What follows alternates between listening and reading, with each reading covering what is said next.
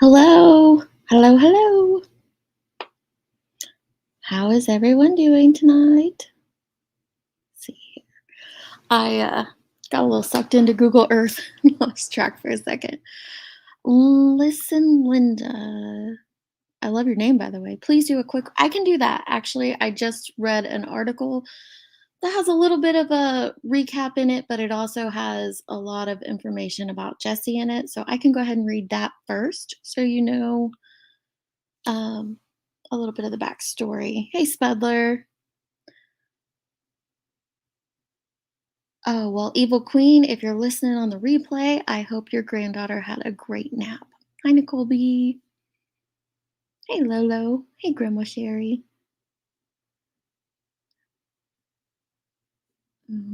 Oh my God, I gotta pee. I love that name. Oh, why am I always with a handle like on an odd number? I love your name. Hey, Hazel Rose. Chaos. My computer is lagging because I have Google Earth open. Does that do it to anyone else? Google Earth always makes me lag. Hey, Pink Butterfly. Hey, Angie. Hey, Perfectly. KW10. This case is yes, it is. Or is it? We're gonna get into that. Hey, Brittany. I missed your live last night or this morning. I still need to listen to it. I'm sure it was great. Yes, this is such a sad story, and it's so polarizing though. Like I want to dig in and find all the information. It's like I just need to know everything.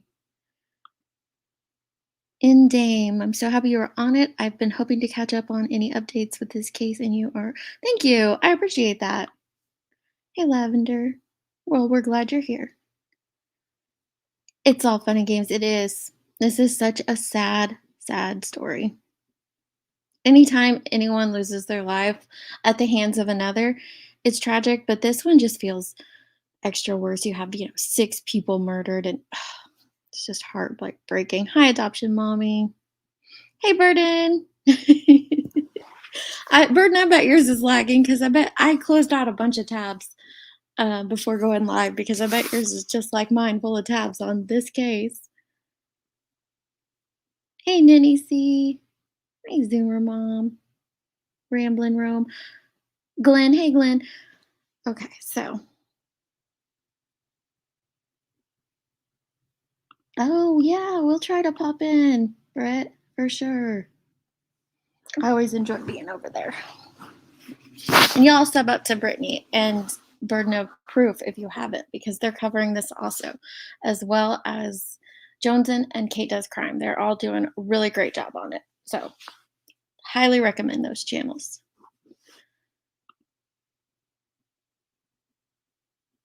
Okay, so there's some new evidence that came out, but like I said to Listen Linda, I'm going to go ahead and go over just this short recap. This is a article that was put out by the Oklahoman. You have to have a subscription to read it. So of course I signed up because I wanted to know the deets, and it's like $1 a month or something. It's really inexpensive. Mm. Hey, Miss Mad Hatter. So we'll go over this real quick, and then we'll get into the conflicting information that we have found. It's pretty interesting. Okay. So that video we've seen before, it says a year after raping a 17-year-old girl at knife point, Jesse McFadden wrote from prison that he had changed. They've always changed, haven't they? He told a judge in a 2004 letter, and I actually have that letter, I'll show it to you later on, that the future is all that's left to me because there's no changing the past. I know what I done was a horrible thing to do to another person, he wrote in his request for time off his sentence. I feel very bad for what I've done. They're always going to pop at that video. It's something that I think about every day. I'd like to get out and prove that I have changed and am a better person. Despite those words at age 21, what emerges from court and prison records is a disturbing picture of a sex driven con man who only got worse as the years went by and who blamed drugs and alcohol for what he said was the rumble that I've made of my life. A rebel. I said rumble. The rubble that I have made of my life. His prison records also reveal he was an admitted racist. Well, he's just an all around great guy, it sounds like. Hmm. And if you cannot pick up on my sarcasm, I'm sorry. This never had to happen. Jesse McFadden's delayed trial before Henrietta killings prompts calls for reform. Oh, that's a different article. It looks like it just was like right there in the sentence. Okay. Last week on his rental property near Henrietta, he fatally shot his wife, her 3 teenage children, and 2 teenage girls who were there for a slumber party, authorities said. He then shot himself with the 9mm pistol his wife had bought before they were married last year. Their bodies were found outside on May 1st. All had been shot in the head. No note was found, and he was 39 years old. Agents from the Oklahoma Bureau of Investigation have taken over the case. Finally, the lead agent has told the family of one victim they are checking the property. The lead agent has told the family of one victim. They need some commas in here. They are checking the property for other bodies. The victims who lived with McFadden were identified as his wife, Holly Guess, and her children, Riley Elizabeth Allen, Michael James Mayo, and Tiffany Dorr Guess. The 2 victims who were visiting the home for a sleepover were identified as Ivy Webster and Brittany Brewer. Both girls may have been sexually assaulted. McFadden had been free since October 30th, 2020, after serving 16 years, 9 months, and 15 days in prison. His mother picked him up from Joseph Harp Correctional Center in Lexington, and he at first lived in McAllister. He and Holly Guest married in Okmulgee. Their first anniversary would have been May 26th. Her mother, Janet Mayo, said she met him through an inmate that she was an You guys see how horrible this is. She met him through an inmate that she was on an inmate pen pal program with. McFadden got Holly's information when he stole pages out of the other inmate's address book, the mother said. And he had started writing Holly acting all sweet and innocent. He was, as I put it before, a monster in sheep's clothing. He knew how to charm and come off like a perfect gentleman and an angel. Everybody mistreated him. He was misunderstood, and that what he had done before was a mistake, Mayo said. She gave second chances where people didn't deserve them. The mother also said McFadden paid a woman to impersonate the rape victim and tell Holly what happened in 2003 was a misunderstanding. Born in Kansas, he dropped out of school there after the 9th grade, according to the records. He was living in McAllister when he began to get in trouble with the law, the first time for being in possession of a beer underage, and then he stole from his own grandfather 5 days before Christmas in 2002. He was put on probation in 2003 after pleading guilty to a felony, grand larceny in a dwelling house. He also had to spend 90 days in the Pittsburgh County Jail and was ordered to pay $64,000 in restitution. He was caught twice in 2003 driving under a suspension. Says he then committed the rape on November 2nd, 2003 at a trailer home in Canadian Shores, about 21 miles north of McAllister. He pleaded no contest to the felony charge just 2 weeks later and was sentenced to 20 years. His probation on the grand larceny case was revoked. After arriving in prison, he told officials, "I stole $80,000 from my grandpa's safe, blew it on drugs and unnecessary things," according to the records. About his sex crime, he said he got spun out on dope, vodka, and antipsychotic drugs, lost control of myself, and raped one of my friends. Prosecutors told prison officials that he had tied the rape victim by her hands and feet to a bedpost, cut her shirt off, put a knife to her throat, and threatened to use it if she did not shut up. And this victim, Crystal Strong, she has actually spoke out. We've gone over a couple or her interview before. The rape victim, Crystal Strong, now 36, has spoken about her ordeal by name to the media since the murders. I was like screaming pretty loud, like, get off me, and like crying. And he said, if you don't stop screaming, I'll kill you right here, Strong said. She told the Oklahoman he was dating a friend and they had met only a couple of times. She described him as weird.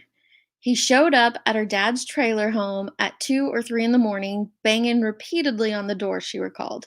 He claimed his girlfriend had broken up with him and he needed a place to stay. I said, that's not my problem. You need to go home. Figure it out. My dad's not here. And then I think I went to shut the door and he pushed his way through. And the next thing I know, I have a sock in my mouth. I was being drugged through the house and I was being tied up to my bed and the whole knife thing. She fled after the rape. Could you imagine? She fled her own home.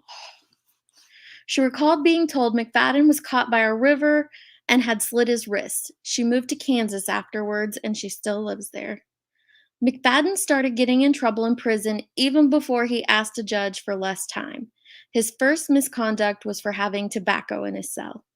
His his judge refused in November of 2004 to modify his prison time. In 2005, he had a corrections case manager he told a corrections case manager not to house him any further with black people, the record shows. What a winner. I was raised around the Klan. A lot of my family is Klan. I am a racial person, he wrote. The first sexual incident was reported in 2009. He was caught naked in his cell with another inmate. So that concerns me for other potential victims. Just the fact that he's very fluid with his sexuality, apparently. The next sexual incident was in 2010 when another inmate accused him of rape. McFadden admitted to sexual relations with the inmate and was disciplined internally. In 2013, he was caught with a cell phone for the first time after a woman reported he had been texting her for 3 months, according to the records. The woman reported she stopped responding after finding out he was in prison. She said he then began sending threatening texts. He was caught again with a cell phone in 2016 and admitted to the misconduct. The second time, he was also charged in 2017 Muskogee County District Court with sex crimes. He was accused in one felony count of sexting with a minor and in a second felony count of possessing juvenile pornography. On the phone were found a sexual video of a 16-year-old girl and photos of her in different stages of undress, a prisoner investigator reported. Also found were photos of a male exposing himself. Despite these misconducts and others, he completed his sentence under Department of Corrections calculations that gave him credit for such things as good behavior and time spent in jail. That time in jail was 76 days, moving his release date to October 30th, 2020, the Corrections Department said. He was jailed in his 2017 sex case after getting out of prison. He was released from jail on a $25,000 bond, and the case was delayed repeatedly. His jury trial in that case was set to begin, as we know, May 1st. He did not show up. Prosecutors revealed in court filings that at one point McFadden tried to get the victim to claim he was actually in a secret romantic relationship with one of her older friends.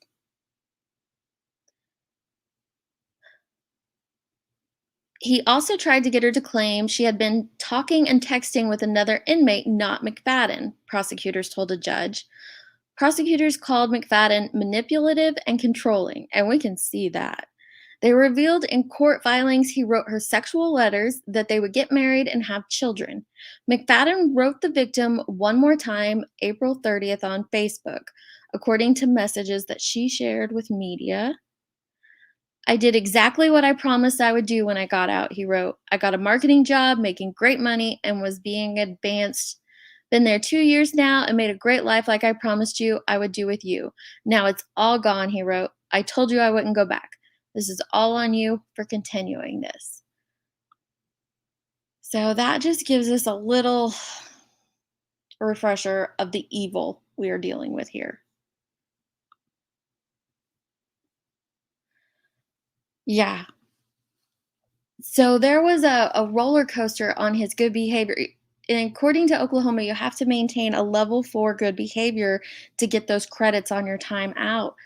And he dropped down to a level 1 because of all that misconduct I just read. But then he was able to make it back up to a level 4. So I'm really confused on Oklahoma. Like, I would think if you dip down to level 1 at any time, you would be denied those credits. He sent that message perfectly the Sunday before they were all found. So he sent that on April 30th, and they were all found on May 1st. Yeah, that was gonna be his defense burden. I'd like to know that too. Who paid that bond? I'm guessing his mother, because it seems like his mother has been very, helpful to him and his brother.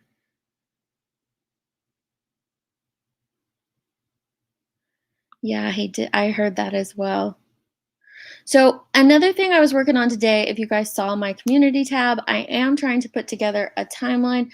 There is just so much information in this case. So, I think the way I'm going to end up doing it is breaking it down day by day from May 1st moving forward and put out short videos that are easy to watch. And so that you can look and see what has happened each day in short little, 5 to 10 minute clips. That way, for those that aren't caught up, it makes it easy to go back and watch those. And for those that are caught up, if they need to go back and look for, little tidbits of information, I think it'll be really helpful. But that's going to take me a little while. So I wanted to come on and talk about last night's news. I'm going to run and grab a drink real quick. You guys are chatting great, so I'll be right back.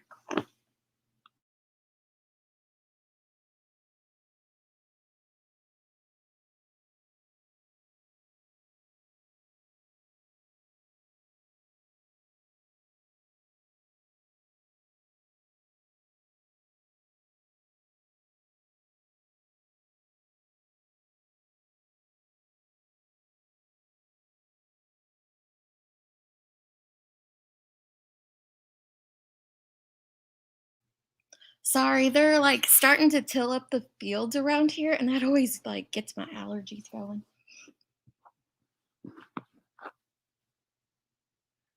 You need the data guy from like that guy was on it, wasn't he? He was really I was really impressed with him. Very, very impressed. Yes. What was your first part of the question? I saw it before I went to grab a drink. I think it was both. So I'll just go through that really quickly without showing you guys the proof of it, but I will have it in a video. Um, so on April 30th, Ivy and Brittany were supposed to return home that evening. When they did not, their families, this isn't stated, but I'm guessing they went out to look for them, couldn't find them, and at 1:30 they made a report that they were missing. 1:30 in the morning on May 1st. So that became a missing and endangered alert that was sent out in the early morning hours. Then I want to say it was like 10:40 a.m. Don't quote me on that time, but around 10:40 a.m. it was updated to an amber alert. They had received proof after that the girls were with Jesse McFadden and they had, proof of his vehicle, so they were able to put out an amber alert for the girls. Then they went to check out the McFadden residence.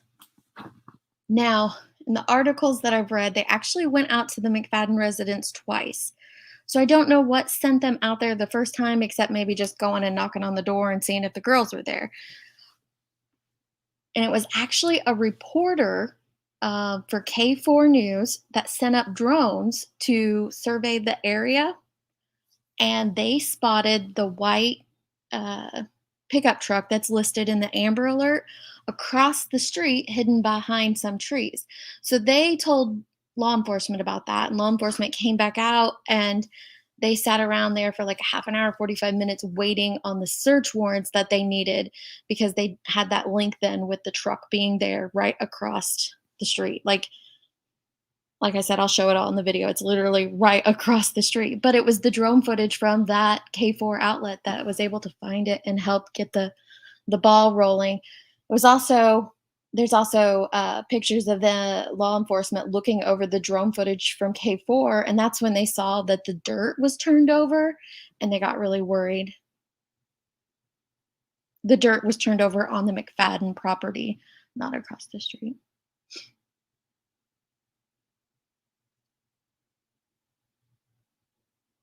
So does that make sense? I'll make sure it makes perfect sense in my video. That's just a very quick, uh, from off the top of my head of what happened. So I'll go ahead and show you guys the Google Earth real quick because I know some people are getting confused on where they were found on the property.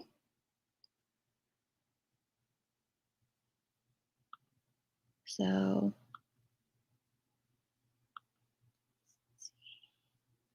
let me go back over and make sure that looks good for you guys. I'll make it the full screen.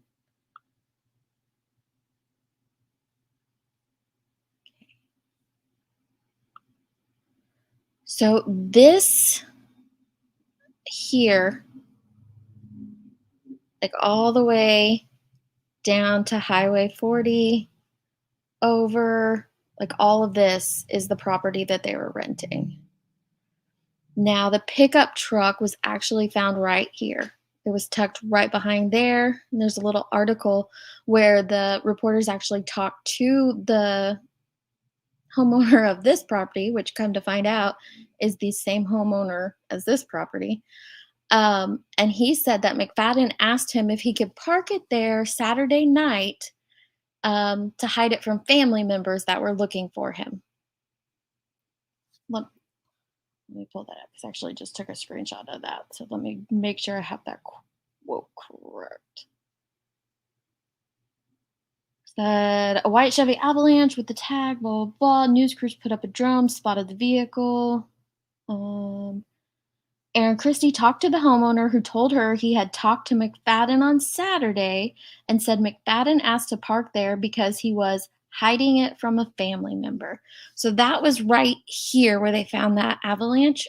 Excuse me. And this right here's the house. I can zoom in for you guys.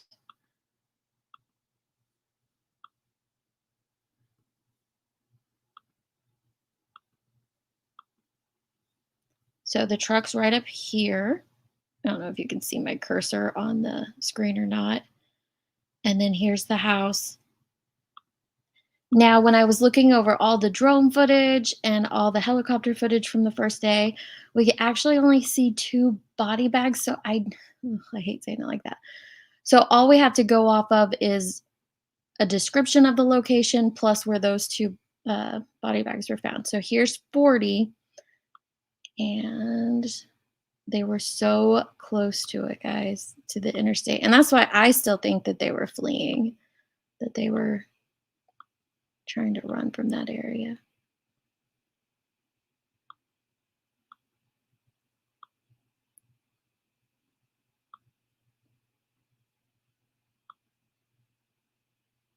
So, if you remember any of the footage off the top of your head, that those 2 blue body bags were found near this pile of sticks right here. I need to go in a little further for you. By this creek.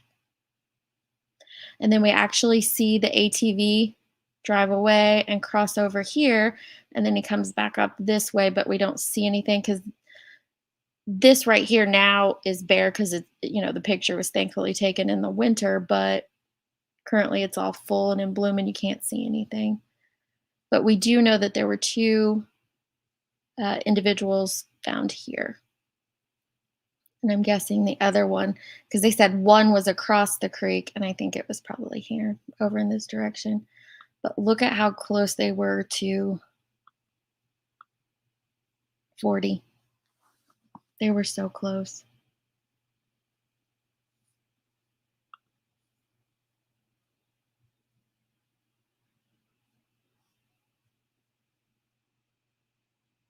They did matter, absolutely. It's horrible. There's a creek. There's a creek on the property. The property does not belong to McFadden. We thought it did initially, but he was renting it. I do have the landlord's name, but I don't care to put that out because I don't think I've seen it out there on media or from law enforcement or anything. All right. So now I'm going to share with you what Ashley Banfield put out last night. And when I first heard it, I was pretty shocked. I was really, really shocked. And I think most of us probably were. And then I found some other information today.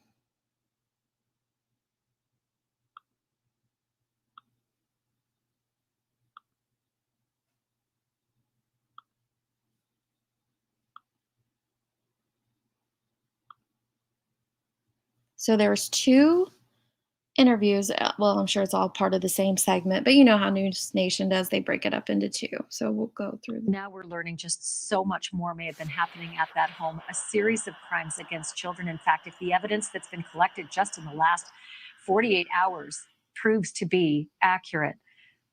And also we're learning about a real colossal failure of law enforcement, because this was a week ago, and only just over the weekend, almost 7 days after the murders of those 6 people and the suicide of Jesse McFadden, were the state authorities actually there with excavators and drones, and then discovering potentially that the pond, newly created just 2 months ago, might actually yield evidence, possibly more victims, possibly even more bodies, and evidence about the wife who was murdered in this horrible murder-suicide.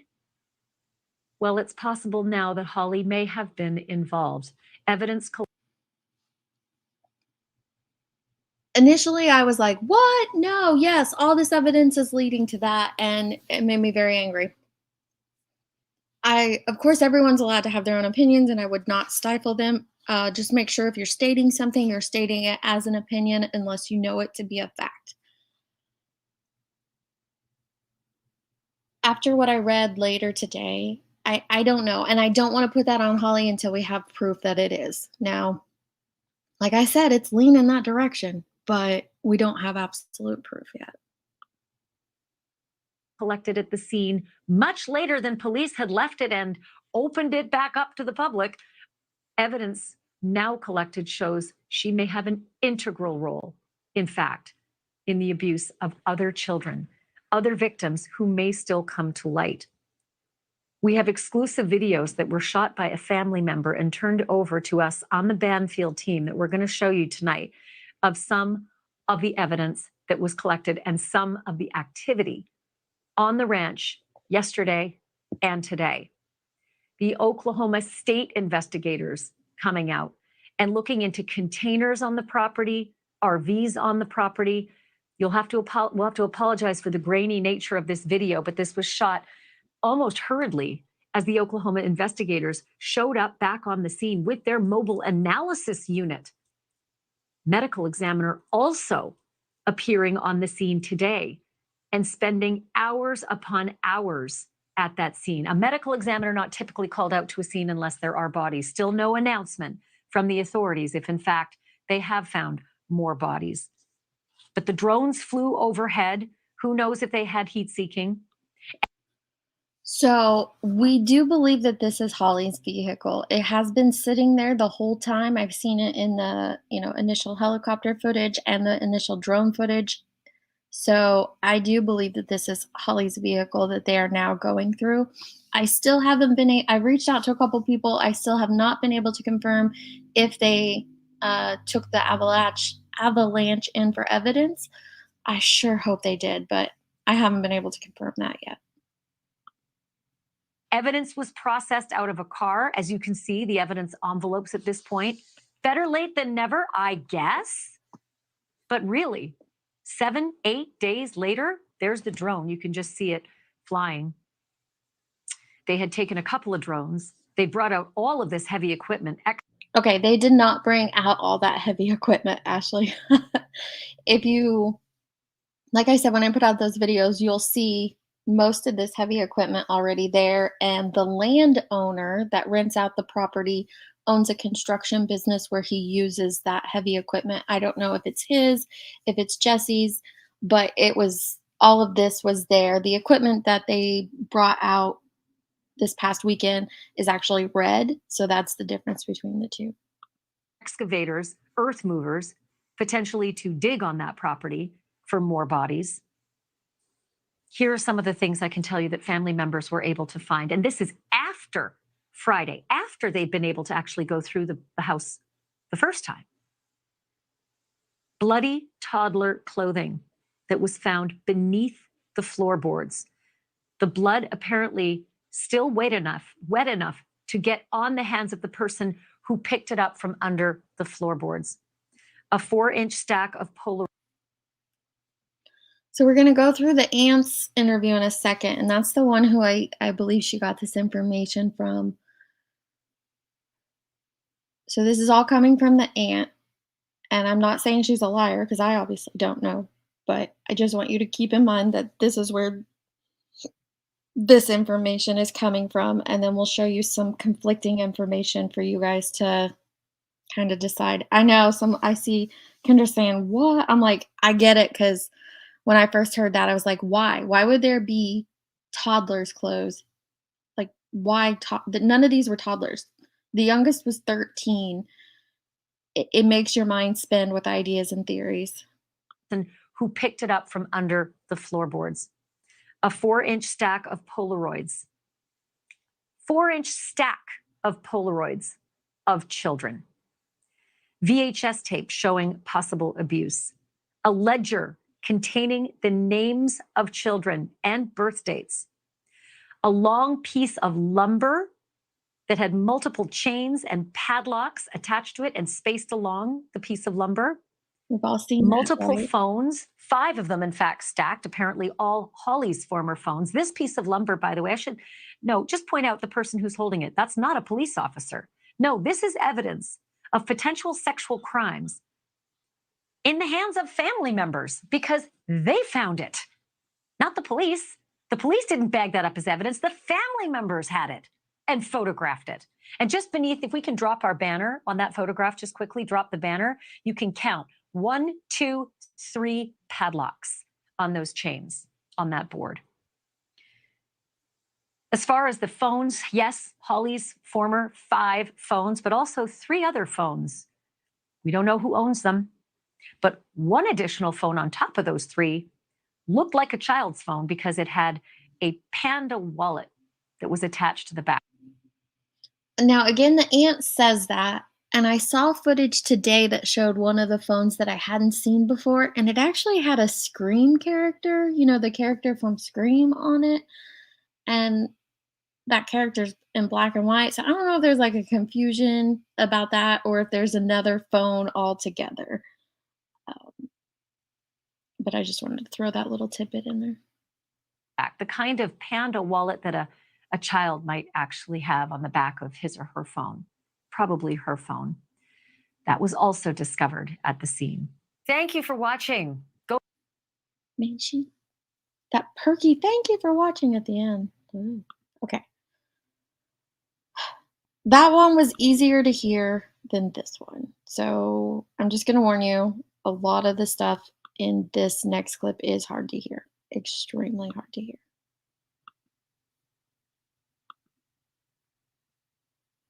It's hard to believe that there was anything more that could be found. But how is it that you and your family were able to get back into that home and discover yet even more evidence? On Friday, the landlord, as we were planning the funeral, notified us that we had 3 days to get on the property or everything was going to go in a dumpster. So this is Holly's aunt. Her brother is Holly's father. So the 3 teenage victims that are Holly's kids are her great nieces and nephew. Notified us that we had 3 days to get on the property or everything was going to go in a dumpster this Monday. We stopped the funeral and myself. Do you hear that? They stopped the funeral. They were in the middle of a funeral, is what they said. But then I've also heard that the funerals are this week. So maybe she meant that they stopped the funeral planning? Or maybe they did stop the funeral and then had to move it to this week. Either way, it's just horrible that I see both sides of the coin when it comes to the landlord, like, if he's just wanting to get everything out and, start it over since the scene was released back to him, but then also, like, give this family some time to breathe and have a second and, like, process things instead of rushing them to get stuff out of there. In a dumpster this Monday. We stopped the funeral and myself, Holly's godmother, and her godmother's daughter, just the 3 of us, went to the house. And we found 5 phones. We found a notebook ledger with the names. We just found other things, and that's the other family members come. The police came. Yeah, we found a lot of horrifying things. But Can you explain, Lynn, a little bit more about the ledger? Whose handwriting was it and what was in the ledger? just names and ages, like numbers. I didn't recognize, but I knew it was something important. We did turn it over to the police. So that's what Lynn said about it. So I'm not exactly sure where Miss Banfield got that it was in Holly's writing and who all was on it. I don't know if she saw it or anything, but I'll replay that little part again so you can hear exactly what Lynn says about this ledger. Ages, like numbers. We found a lot of horrifying things, but Can you explain, Lynn, a little bit more about the ledger? Whose handwriting was it and what was in the ledger? just names and ages, like numbers. I didn't recognize, but I knew it was something important. We did turn it over to the police. The most probably disturbing evidence I found that day is I pulled the dresser out and behind. So I want to answer the questions real quick before you guys hear this. Lynn is Holly's aunt. So Holly is Jesse McFadden's wife, who he murdered, and the mother of 3 of the victims. So Lynn is the great aunt to those 3 victims and then the aunt to Holly. Most probably disturbing evidence I found that day is I pulled the dresser out and behind it was a towel with duct tape all around it, and I pulled it and it was restraints, Velcro restraints, unlike the other restraints which was laying all through the house. This one was taped to the back of the dresser. I asked the deputy that was on the scene if he wanted it. He said, "This is not an active crime scene. It's solved. If you don't want it, put it in the dumpster." And I begged. This is what this is what the deputy told to you over the weekend. You found additional restraints that very well could have had DNA of potentially other victims on it. I begged him, "Please take this." I said, "Please take this. It's not like the chains. They weren't laid out. They were taped behind a dresser." He said, the victims are dead. The perpetrator's dead. If you don't want them, ma'am, put them in the dumpster. I said, "Why would I want them?" What did you end up doing with them? I put them in a garbage bag. On that day, we thought what we would do is hire a private investigator. I hid him in the house and we left. In fact, I had told by the police I had to leave or he was going to arrest me. When I asked for what, he said, "We're not leaving." I was like, "I have permission to be here." But we left and we returned the next day and nothing could prepare anyone for what we had to find. Okay, pause. Take a breather. She's about to explain the other things that they found that we hadn't heard of before. We hadn't heard of those restraints either, but there's some other stuff here coming up. I know, Ninny, I feel so bad for her. And that's why I'm very confused about the conflict that I'm about to show you guys because she seems extremely believable. Nothing could prepare anyone for what we had to find. Can you tell me a little bit more, Lynn, about what you found under the floorboards?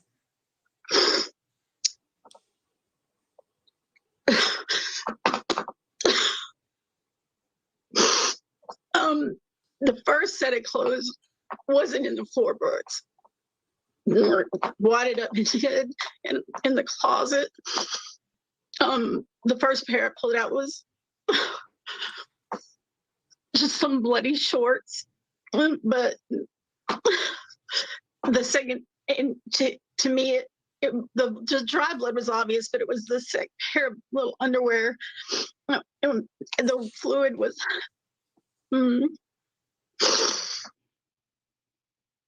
I don't have to say it. I know you all know exactly what she's talking about when she talks about that dried blood and the fluid, but I can see and feel the pain and the trauma that this woman has from even seeing these things, and my heart goes out to her. It truly, truly does.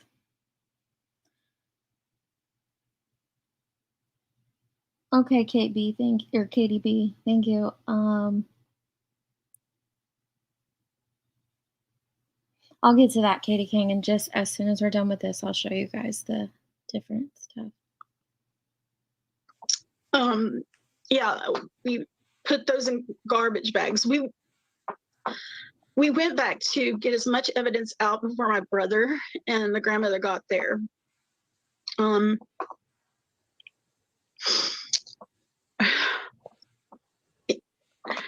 When the OSBI got there, I gave my interview and I said, no one should have to see what I say. No one had to collect what I had to. I'm not a crime scene investigator.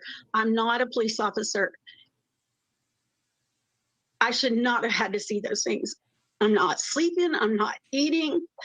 OSCI was amazing, but that's just, there was just a lot of stuff that in time I really want to sit down and talk to someone about.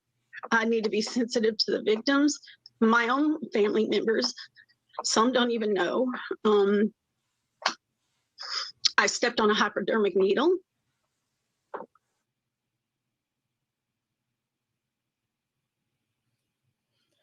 So there where she said she has to be sensitive to the victims, not just Ivy and Brittany's families, but also her own family members. And I think that that's very indicative of them finding some evidence that leads them to believe things are a lot worse than we're hearing.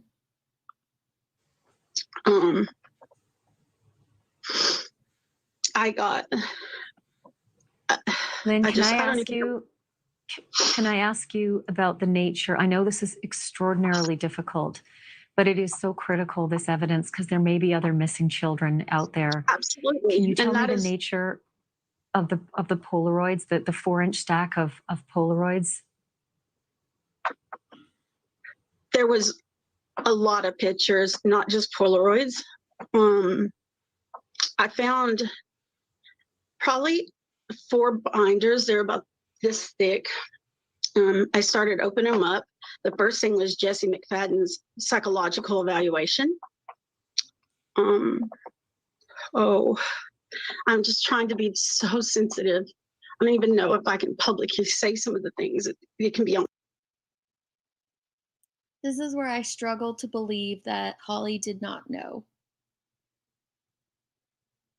If these binders, this information was in her home, how could she not know? And that's not me blaming her, victim blaming her or anything, or victim shaming, but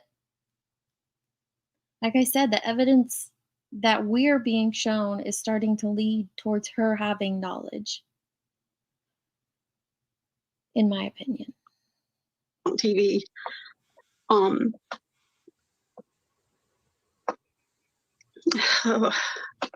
don't know how to say it.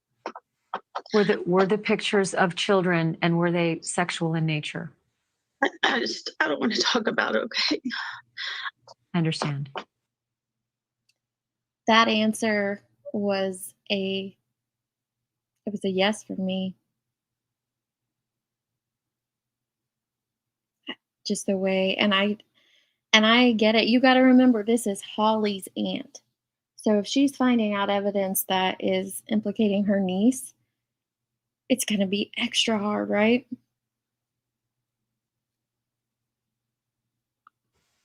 I don't want to talk about it, okay? I understand. I promise. Were you able to when turn I those turned it- photographs I over to turned- the police? I turned everything I found. I turned over correspondence with other inmates. I turned everything over that I could find. Thank you for watching. Go to newsnationnow.com to find Newsnation on your television.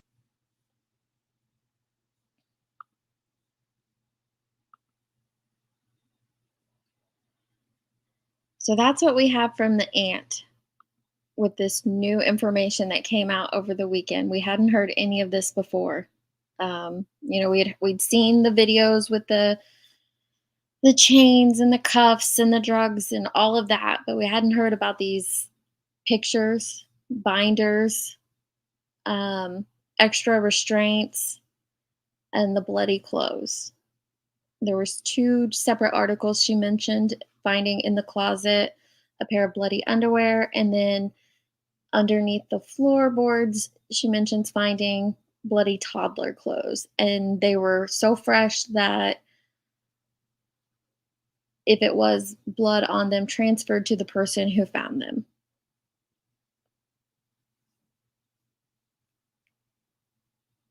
But then I have been following Erin Christie on Twitter, and she is a local reporter, and she has been covering this case.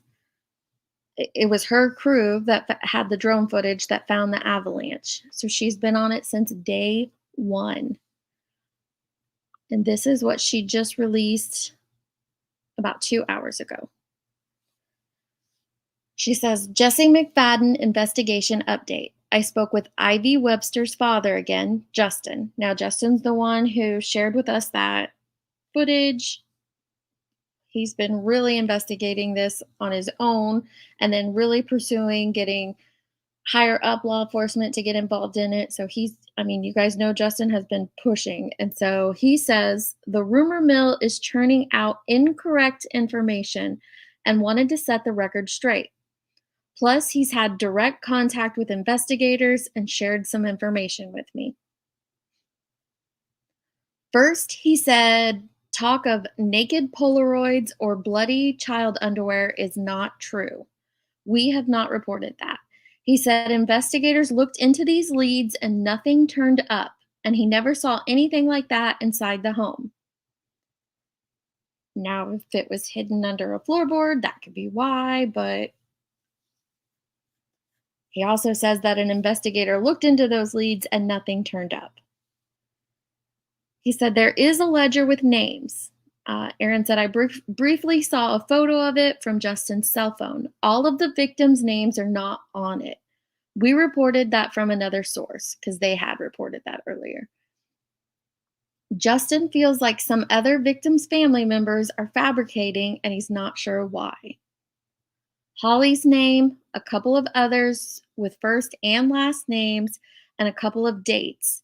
It's not a hit list looking as your brain is possibly envisioning. It's not as hit list looking as your brain is possibly envisioning.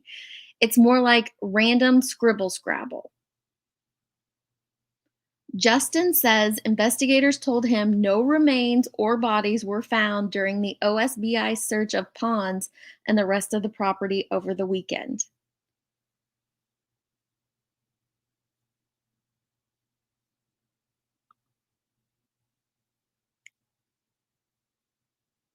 So what are you guys thinking? There's, on one hand, we have an aunt to Holly, and I feel like she's not going to say things if it's going to make her niece look bad, telling us these things were found. And then we have Justin, who has been there every step of the way, pushing, pushing, and pushing to get things done. And he's saying, no, it's not like that. No bloody articles were found. This hit list isn't quite a hit list, it's some scribbles.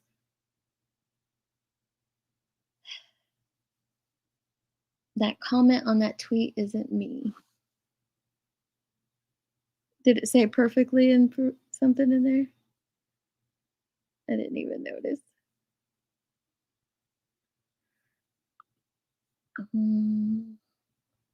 You think she's just trying to process the horror? Sounds like LEO did the bare minimum to help or collect evidence. Yeah, I mean, I think they did.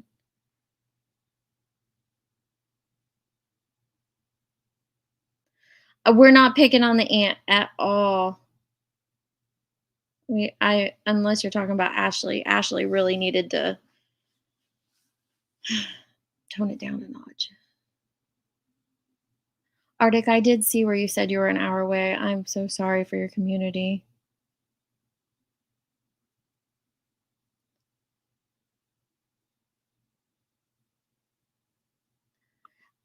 So I can see the dressers, right? I can see moving the dressers, especially if you looked under the dresser and you see something back there and you're going to move it out. But I am curious about the floorboards. Like, what led them to looking under the floorboards, and which boards? Was there like a loose one or something?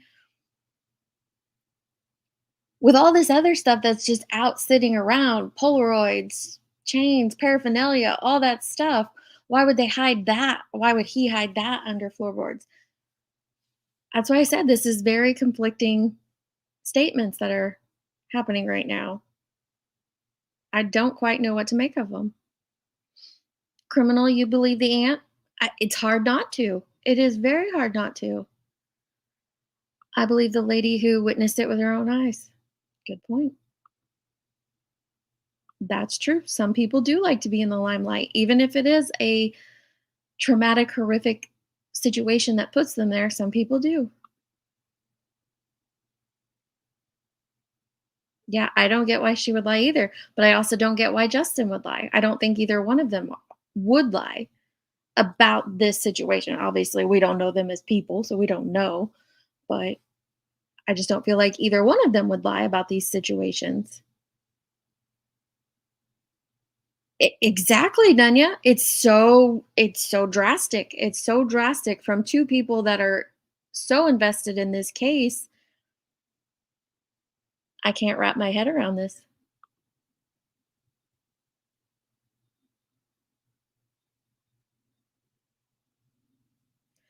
No, we can't believe it struggles to believe anything law enforcement says, isn't it?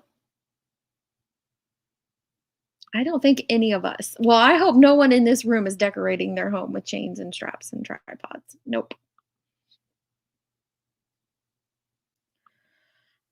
I agree with you, Hazel. Why would she? I mean, that's not something you make up, right? Finding those bloody articles is not something that you just fabricate out of your brain. So was Justin told wrong that, investigators told him those weren't there and that's a lie, or the lead didn't go anywhere? Do you think that's a possibility? But then he does say he saw this ledger and it's not being described properly. And then Erin Christie, the reporter, she's like, I've seen it because Justin took a picture of it on his phone. So I feel like that's true. That's a possibility too, Kim. They might not want it out yet. I wonder if the aunt took any footage of what was found. She said she handed it over to the police, so surely they would know if it's true or not. Yeah? It's very easy to be confused when there is so much horror. It's hard to communicate to other victims. It is. That's very true. I wondered that too, KDB, where they found that vent pulled up. Like maybe it was in there and they're just saying floorboards. That would make more sense to me because we did see that in the footage where that vent was removed. Yes, the wife actually had a a small business with her sister. I found it on Facebook actually just earlier today. It was called Which Ways, and they sold like lotions and herbs and things like that. Yes, the dad has been actually the dad is the one. Let me see. Has the dad been to the scene yet?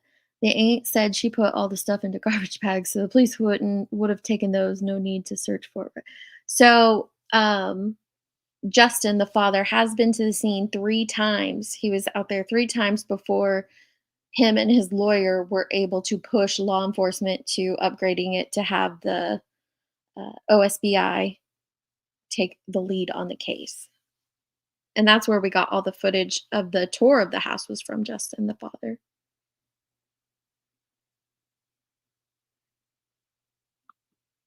That's unless there's more phones. And let me just state this, the disarray of that home, you could probably go back into that time and time again, right? And continue to find new things, I'm thinking. It was extremely cluttered. Um, Everything was just packed in and stacked. I would think that you could probably go through that multiple times if you're not a forensic investigator and find something new every time.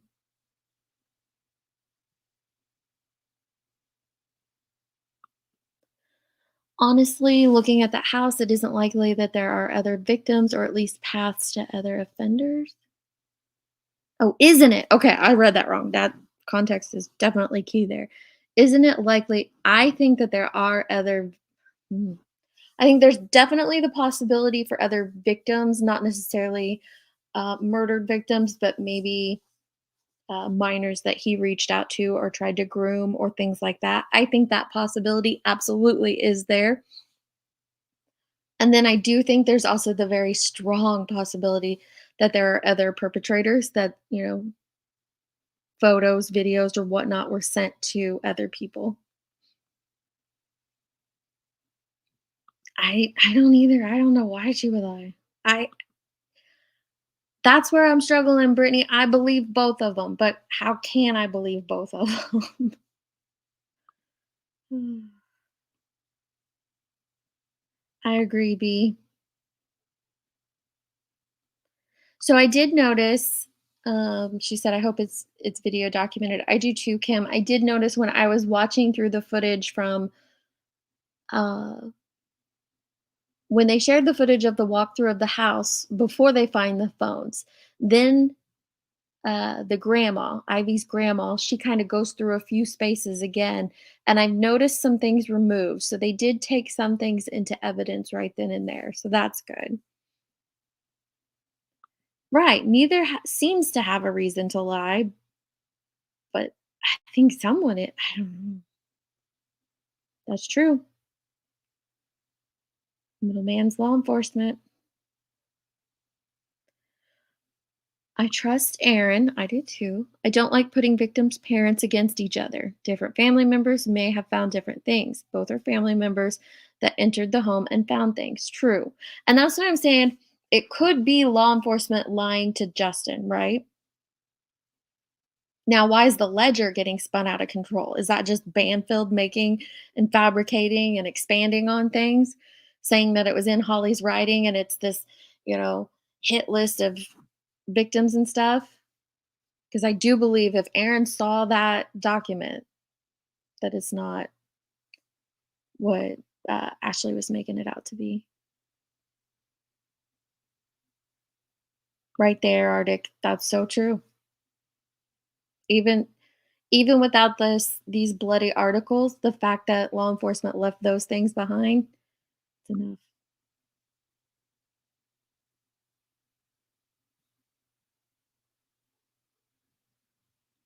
I think there's a strong possibility for that.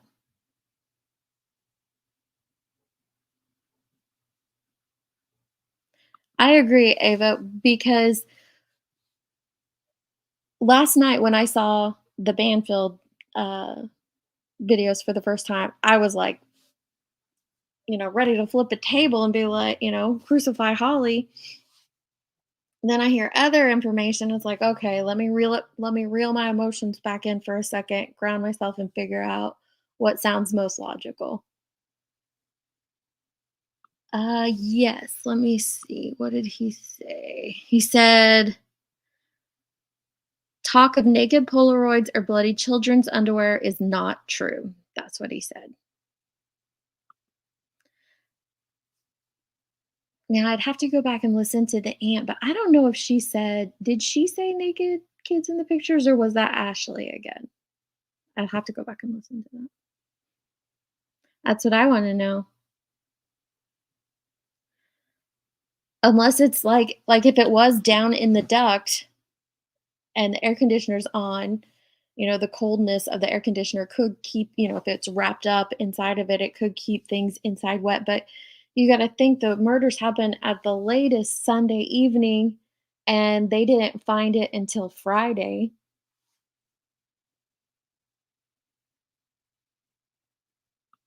Yeah, I agree. Well, she said she turned everything in. I know it's like every day, every hour is something, some new information.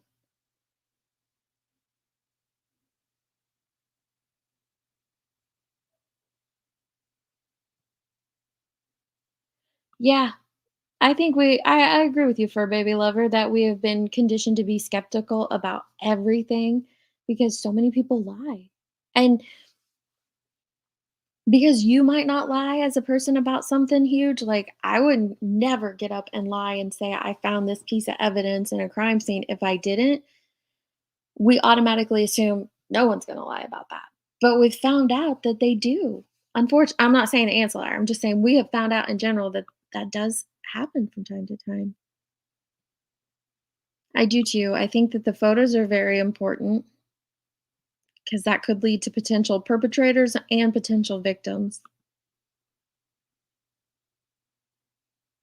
Yes, there were witchcraft books on the shelf, and that's not me putting down. I don't know anything about that. I know there's like good, bad, whatever. But yeah, her and her sister had a company called Witchway.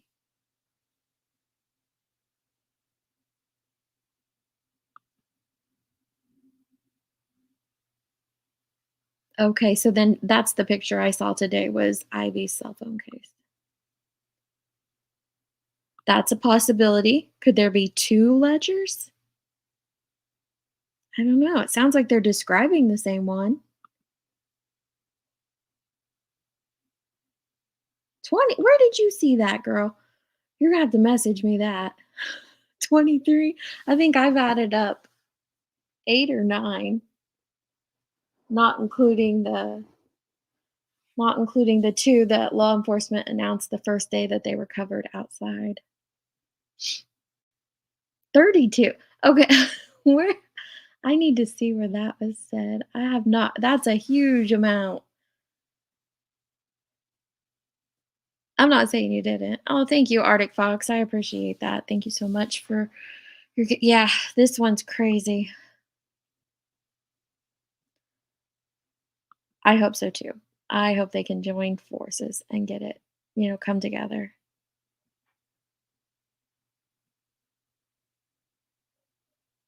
You think Justin's misinformed? Possibly. I also see, like I said, if you listen to what the aunt says versus what Ashley puts out there, I also think there's some fabricating going on from from Ashley Banfield specifically, in my opinion.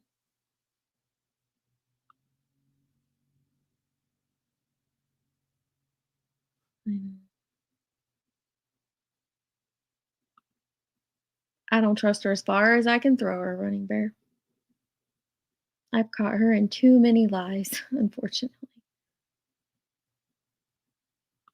No, please don't.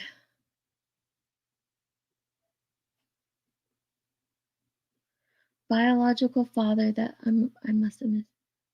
What about the biological father? Yeah, I've seen that interview. We can go through that another time for sure. With Miss Med. In my opinion, I believe he planned this. He had no intention of I agree. I agree. I think he had it planned. I don't know how long he had it planned, but I agree with you. I think that this is something that he has planned.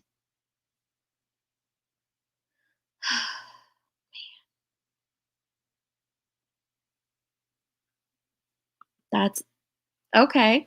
All right. I'm not going to throw the landlord under the bus. Um, but what if, them or someone else decided to do a little cleaning before the family was like, hey, we want to come in and get, our loved ones' articles or our loved ones' things.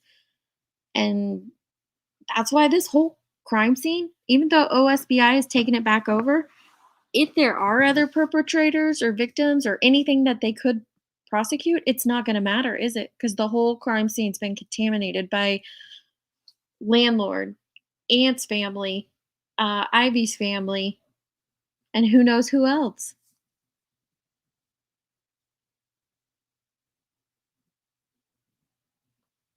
Yes, I believe that's what was on that tray as well. Ashley said, "Are they sexual contacts?" And the aunt said she didn't want to talk about them. Right.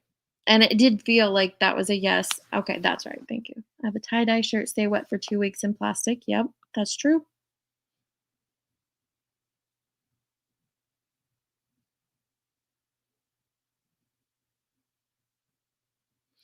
She said that she didn't want to speak about it. Then she said, Ashley said 4-inch stack again. And then the aunt said, or Polaroids. And she said they're not all Polaroids. She said there was different pictures.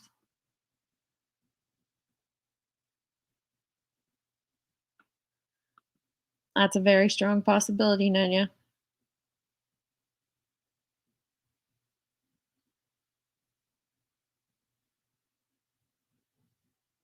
Oh, Shelly, I'm so sorry.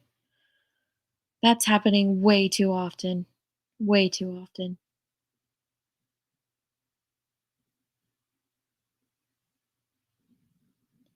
Yeah, and so then that makes me question, if law enforcement is lying to Justin, why are they lying to him after everything?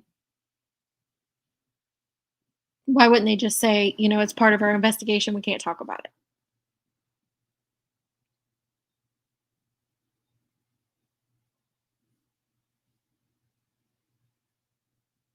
Yeah, I think I might need to do that too, Katie, to see the whole thing.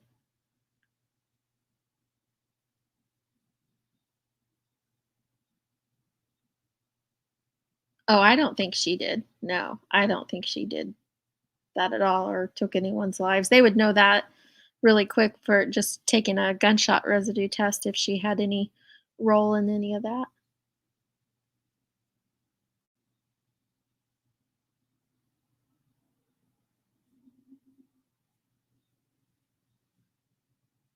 All right, I think I finally got to the bottom. Yay. The only other thing that Christy shared out today was the letter.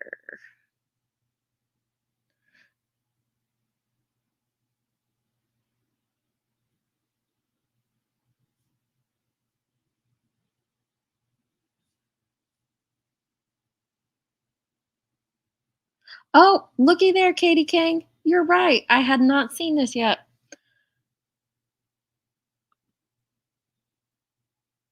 Ivy Webster's family attorney. My goodness, hang on.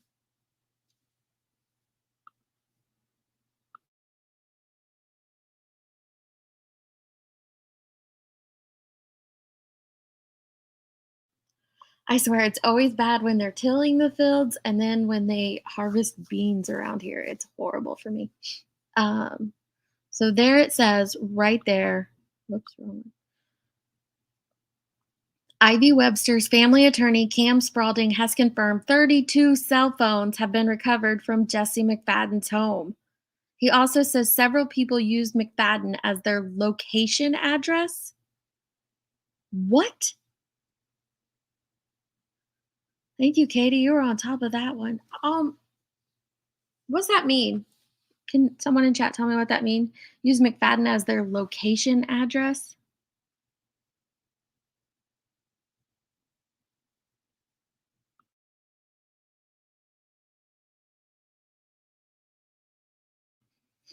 Sasha, not one that I have seen, but if one pops up, I'll put it on my community tab or something, or we'll go live. But I haven't seen any talk of that.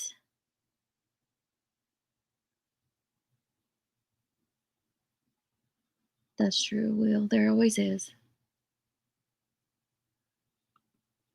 That's a good possibility too for a baby. I don't believe Holly knew it would end in this way, but definitely knew how he was such a deviant person, and maybe even participated. That's a possibility. If strong evidence exists, USB, undeniable photos, chat logs, DNA. Does that mean because the crime scene has been released to family that the evidence can't be used in court? Um, yes and no. So, what is really important here in the United States is chain of custody. So, the crime scene should have never been released back to the landowner because anything found after, they have to verify that it was put there by the perpetrator. So now you've have 3 other families coming in and combing over that crime scene. How are they going to be able to prove, like, how can they prove that the bloody underwear was put there by McFadden or someone else if you've already had other people traipsing around the crime scene? So there are ways that they can do it, but it's extremely difficult now. Extremely difficult. Now, electronics is a little easier because once they get the information off of them, it makes it easier to verify that, they weren't planted or something. But a defense attorney will tear that stuff up in court if there is someone, if there was another perpetrator to charge. It means he's part of a ring. Tag, yeah, that's what I don't get what tagged themselves there. Well, I did say, because I was talking about this on Burdens last night, and they're like, "Who has, 5 cell phones?" And I'm like, "Well, over in our drawer, we do have 4 or 5 old ones. I mean, they're old. We haven't used them, but 32? Come on."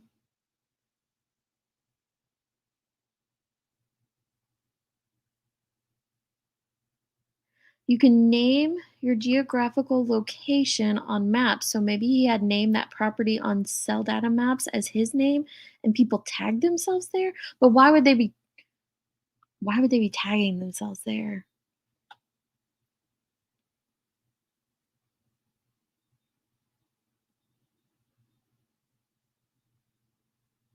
Location check-in like on Facebook? Okay, possibly. Yes, exactly. The electronics can still yield results. That's a possibility. Yeah, some of the evidence might not be admissible, some may. And even if it is admissible, a defense attorney is going to play that up. But that's only if there is somebody to prosecute.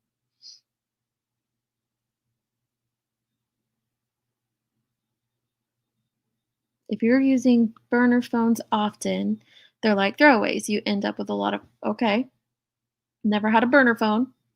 Maybe I should ring Banfield on that one because she told us she has burner phones, remember?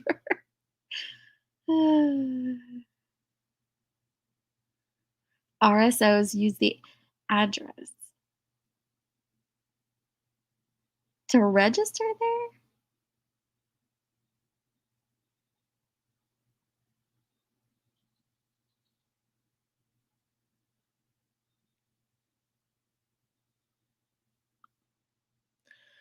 The location could be former inmates using that address as their home, but not be the okay. Because okay, so yeah, when a criminal gets out, they have to register at a location, right?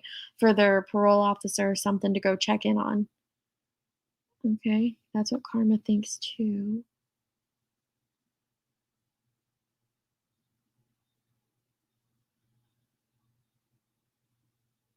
I know, Alex. Me either. I struggle with anything she says. But you still watch because, like, the aunt's words are the aunt's words, so we can listen to them. But I struggle with her as well. I don't know how long you've been here, Alex. Did you see this? 32 cell phones have been recovered. 32. Oh my gosh. Oh, location tag could be a cell phone, social media locate. Yeah, I think somebody else mentioned that earlier, like on Facebook when you tap, you check in at a location. It could be that. Let me see if it says anything under this post.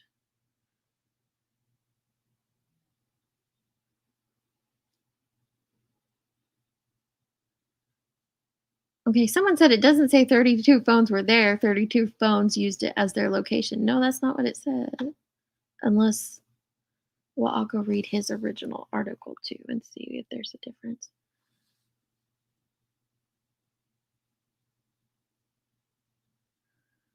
Uh, Okay, here, they posted it. So maybe this reporter has it wrong. What I read did not confirm 32 cell phones were recovered. It said 32 cell phone used the location address, which is not saying there were 32 phones there. It's referring to a digital address are not always accurate. Okay, so that is a big difference.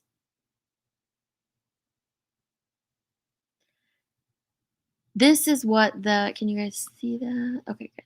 This is what the attorney said. Breaking news, 32 different cell phones and individuals utilize the House of Horrors as their location address. So that's not necessarily saying there's 32 cell phones, just saying they used that location as their address. Information obtained by my law firm's PI and now in the possession of the OSBI. You know what that's looking like to me. Is anybody else thinking what that's looking like? 32 people what use that as their location address?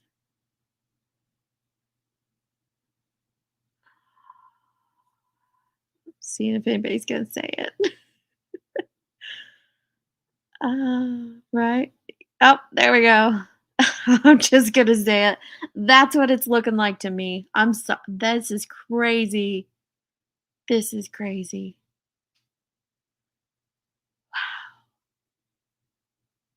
And this just came out between the time I set this live and playing all that other information. Thank you, Katie, for coming in and sharing that with us. It was like when she said it, I'm like, "No, you're gonna have to show me." I guess we should just start. Oh, I agree, Kim. Wow.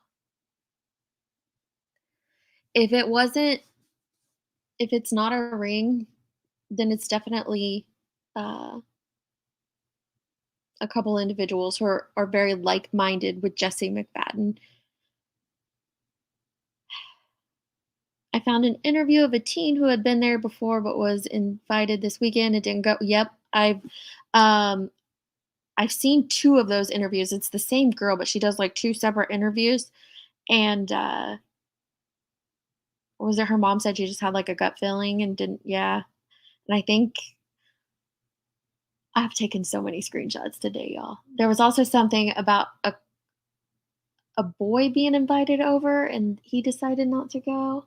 But it does sound like there was a lot more people invited than just the 2 that unfortunately came. Oh, there's our local Papa officer. If they are tagging or checking in, that's what I'm thinking, Cody. That's what I'm thinking. Right now, we're just thinking and speculating, though. That's not proof or anything. Hey, Claire. I would ask you if you've looked into this case, but your brain's probably full of the stock case or trial still. Hey, Joneson, you're done with your chickens? I was hoping I'd be done and get to go back and hang out. I know I set this and then I saw yours and I was able to go hang out with Joneson and her chickens for like 40 minutes.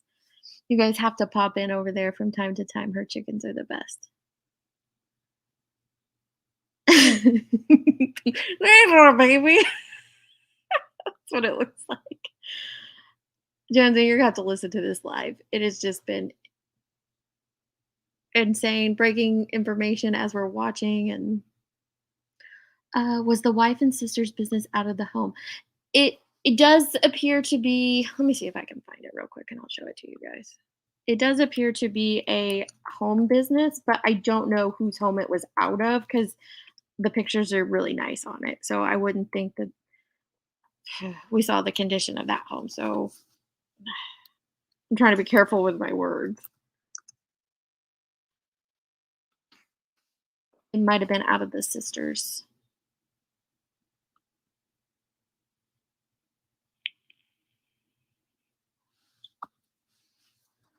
This is my Facebook, so hopefully people don't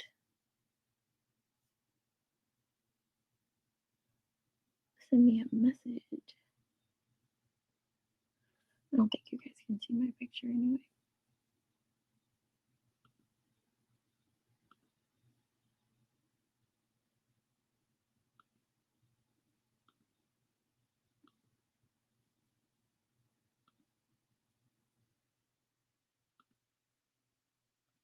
Okay, so this is the business.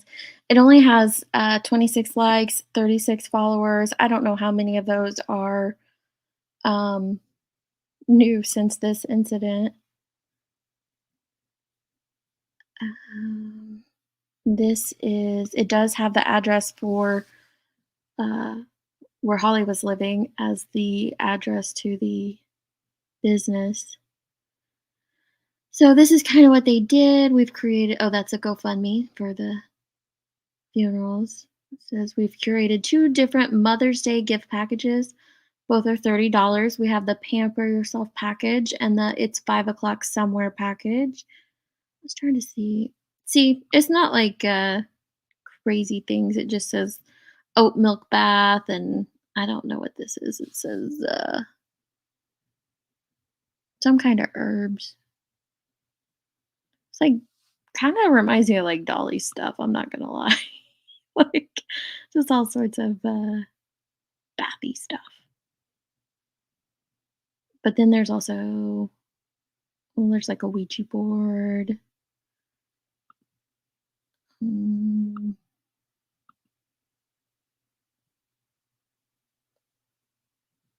See, they like go to vendor shows. That's what they call them here. Oh, this is a flea market. Here they call them like vendor shows. We have vendor shows where people who have like small businesses or MLMs are typically at them a lot too. But I don't know what the little mushroom thing is. Can we order one for the hippie hut? Johnson, you want one for the hippie hut? Let me see what it is. It's like an ashtray. It's cute. Candles. Look out, Laura. Let's see. Probably just a candle holder. I don't know what that is.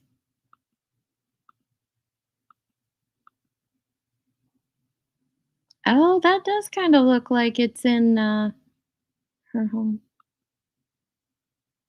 It's just a little jar. It's really pretty with the flowers on it, though. There you go.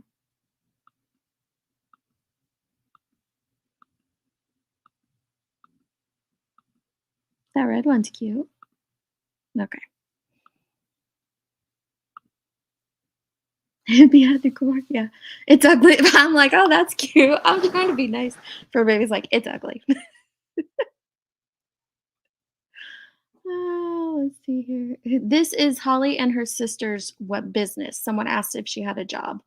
That was her the only business I could find for her. Couldn't find a listing or anything anywhere else. So that's true. He did have a lot of time in prison. He was in there for 17 years. I'm still mind blown over the 32 location check-ins. I know, telling their stories, that is a big fear that a lot of people have, that, there was a tripod found at the house. There's rumors of cameras being bought the day before. So far, all I've heard is rumors. But there are rumors of cameras being bought the day before, and so I think that's where the big fear that it's been distributed. I'm not treading lightly on the family annihilator, I'm treading lightly on the victims. I wanna make sure that my words still give them the respect and dignity they deserve, and right now, all Holly is a victim until we learn different, then that's technically what she is. Like I said, I'm leaning towards knowledge, at the very least, guilty knowledge, but I don't know if she did anything. But at the moment, we don't know, we haven't it hasn't been confirmed that she was involved. So that's where I'm treading lightly. On him, nope, not at all. He can burn for all I care. Or maybe he's a hater. I don't either. I don't understand that officer speaking to that father the way he did. And Erin Christie actually confirmed some things that other law enforcement said that she heard with her own two ears. One officer, Justin was asking questions very first day, and one officer's like, I don't know, I just got here from my son's golf tournament. Like, his daughter's over there dead. He's trying to find out information, and you're gonna say, I don't know, I was at my son's golf tournament all weekend. Like, why even put your child in there? Just say, "I don't know, I just got here, but I'll help. I'll find out for you, sir. I'll get back to you." There are so many other things he could have said than that. And then another guy said something very similar. It was along similar lines, but the golf tournament thing stuck out to me, and I'm just like, where is the empathy from these officers?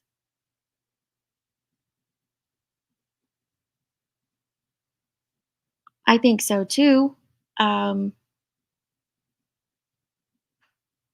hmm, I think so too. I'm just gonna leave it at that, Kelsey. I agree.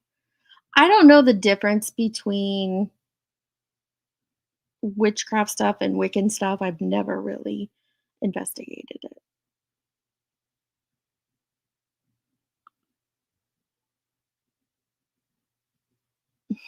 If any, and for those that know me researching behind the scenes, my mind does not typically run wild. My mind does not throw in crazy theories. But on this one, yeah, it is. He's not actually on the registry. They've removed him has since removed him, but his address, since it is out there in the media, let me grab it for you real quick. The address of the home is 14600 Holly Road, Henryetta, Oklahoma.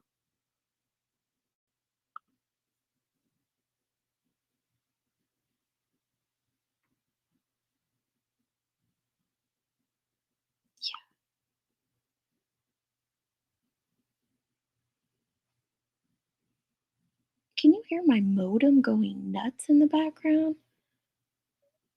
I'm downloading a hard drive, like, and it's directly connected into the modem, and it sounds like a little drum session over there, or like a coffee pot percolating or something. It's crazy. We can just not okay. I don't dare speak my theories. That's what rumors start. True. I don't believe it had anything to do with witchcraft. I don't either. I believe his very wicked, sick mind makes me wonder what happened to him and his brothers in his childhood. Well, I don't know about their childhood, but we did find out about some of their adulthood. Very true. Very true and perfectly.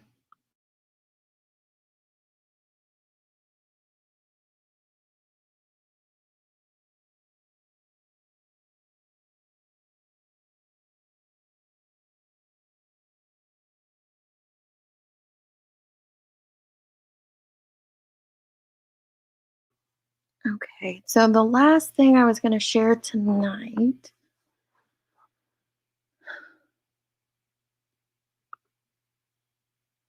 I'll keep digging on that.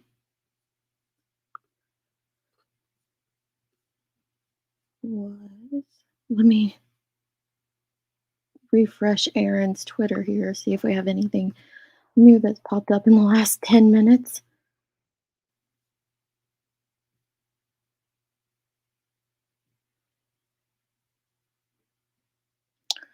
She said the OSBI needs to hold a news conference. I cannot remember a case as high profile as the McFadden case, where all information is coming from families and an attorney. It makes no sense to me. She said she called the OSBI today or Monday simply to ask if they were still in Henrietta. They said the investigation is ongoing. Like, I can get there and see, and you won't save me a 2-hour trip. Not that my travel time is important, but it illustrates how unreasonable they are being about information. So that's all she put out.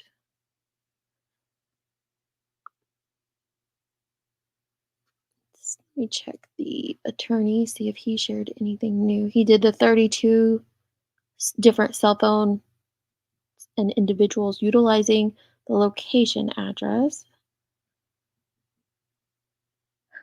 I think that's it from him today.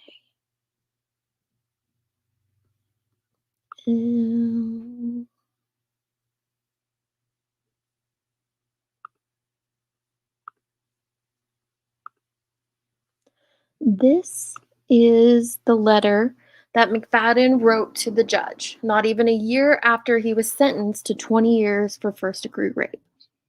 He pleaded with the judge for a lesser sentence, saying, "I'd like to get out and prove that I have changed and am a better person." And then we knew what he went on to do, right? No. Says, "My name is Jesse McFadden. I was sentenced in your court to do 20 years for grand larceny and first-degree rape. I'm coming before you now for a sentence modification in hopes that you would lessen my time. I know what I done was a." It looks like it says "hoffable," but I think it means horrible thing. And then that's blacked out. To do to another person. I can't begin to understand how I've changed the victim's life or how I've made her or her family feel. I can't imagine the pain that I've caused. I don't think it is possible to know such pain unless it happens to you. But I do know that there is a lot of pain and suffering and that I was the cause of that pain. I feel very bad for what I've done. It's something that I think about every day. I sit and think about how I can change what I've done, but no matter how much I'd like to, there's no changing the past. So the future is all that's left to me, so that I can change my ways and become a better person. I'm currently waiting for a spot to open in GED classes so that I can better my education. Once I obtain my GED, I'll be getting into VOTEC so I can learn a trade, so I'll be better prepared for the world. I also plan to take a drug rehabilitation class, even though it wasn't a program that I was required, because I had a problem with drugs and alcohol.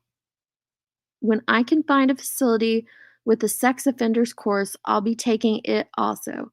But this facility does not offer that program. I want to do all of this because I'd like to get out and prove that I have changed and am a better person. I'd like to be able to pay my court costs and my grandpa back the money I stole from him. He's getting old now, and I'm afraid that I can't make out that part. I can't. It's in black and I can't. Okay. I'm afraid that I blend something up for 20 years that he won't be around for me to pay him back and to try to rebuild the relationship that I had with him before. I also believe that the longer that I am locked up, the harder it is going to be for me to make a decent living. I'm only 21 years old and haven't had much time in the workforce. So I would like to be able able-bodied enough to give back to the community because the way things are going, I'll be almost 40 years old when I get out. You should have thought about that, sir, before you raped someone. Most people are getting settled into their lives and preparing for retirement. I'll be just starting out, fresh out of prison, trying to build my life from the rubble that I've made of my life while trying to pay back over 64,000 in restitution and court costs. So I'm asking you to please allow me to use the opportunities given to me here in DOC to give back to the community. I'm asking for the opportunity to show the courts and community how DOC helped me to become a better person and the chance to pay back my debts. Thank you for hearing me out, and I look forward to hearing your decision. Jesse McFadden. Wow, what a piece of work. What a piece of work.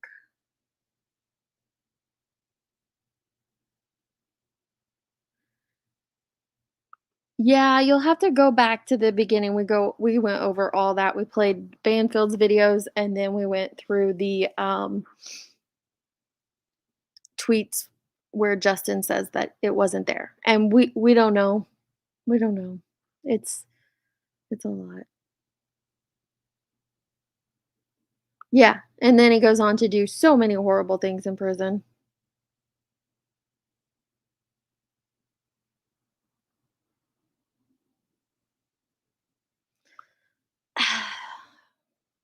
I get what you're saying, but I wonder if you're thinking of like inner city beat cops or detectives even and things like that. But a rural officer who, I mean, they have a few things or I'm sure just a couple times a year they have horrific tragic things like this, but not everything. They're not seeing it every single day.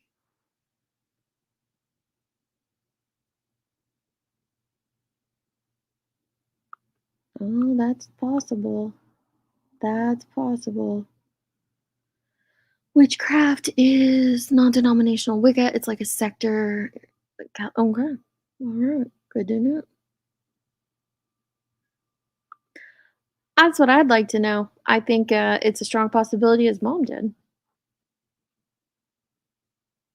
Oh, thank you, Oki. You didn't have to send that. Thank you. Thanks, Alex. Yeah.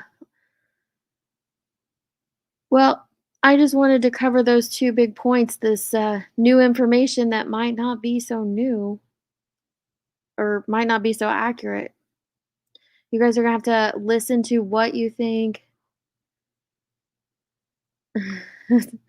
I think it's different. It's different on both for different reasons. I get what you're saying though.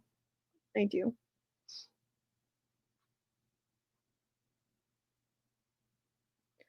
Nobody that has restraints bolted to their walls is a fantastic citizen. Yeah.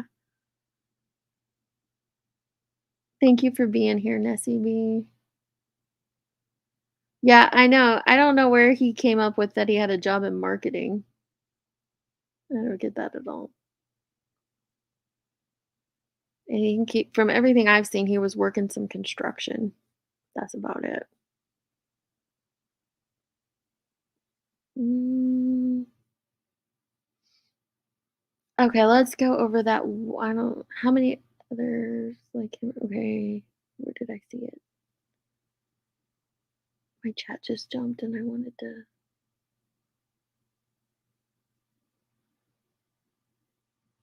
Yeah, it was Ivy's dad that said that it wasn't true. That's not what I wanted to highlight.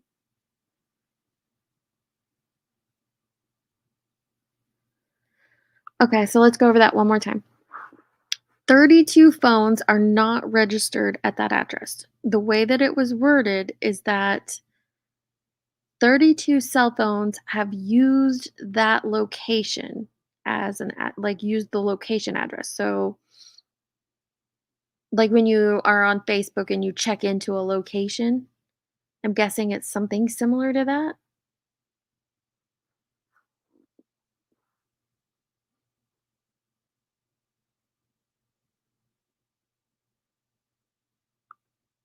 Yeah.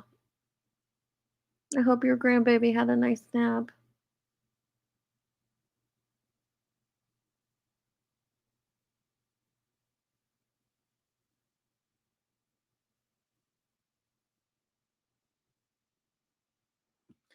All right, guys, that's all I've got. I'm going to really work on getting those videos out over the next couple days and break it down day by day so that mainly for myself, so I can have it as a reference, but I think it might be helpful to others as well because this is quickly becoming so big. There's so much information, it's hard to keep it straight. She may have been studying Wicca to heal her kids when they are sick to avoid taking them to it. That's a possibility, Pearl. Here, I think I still have it pulled up and I can show you.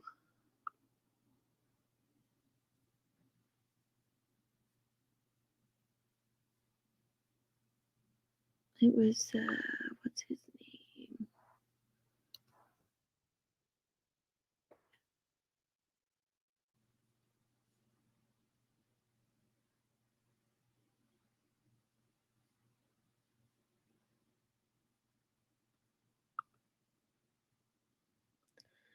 Says 32 different cell phones and individuals utilize the House of Horrors as their location address.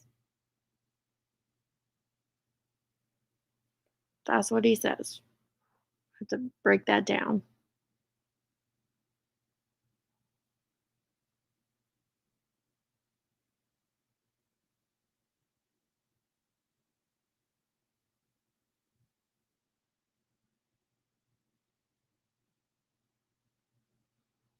Trying to go through the comments and see if there's a little clues to what the 7 people dead, including 5 kids. Blah, blah, blah.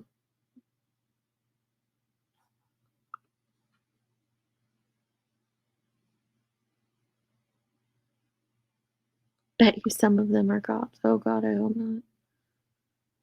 Yeah, so that's all it really says is 32 different cell phones and individuals utilize the House of Horrors as their location address.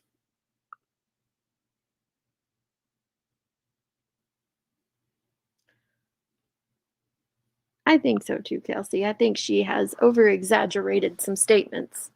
That's just my opinion.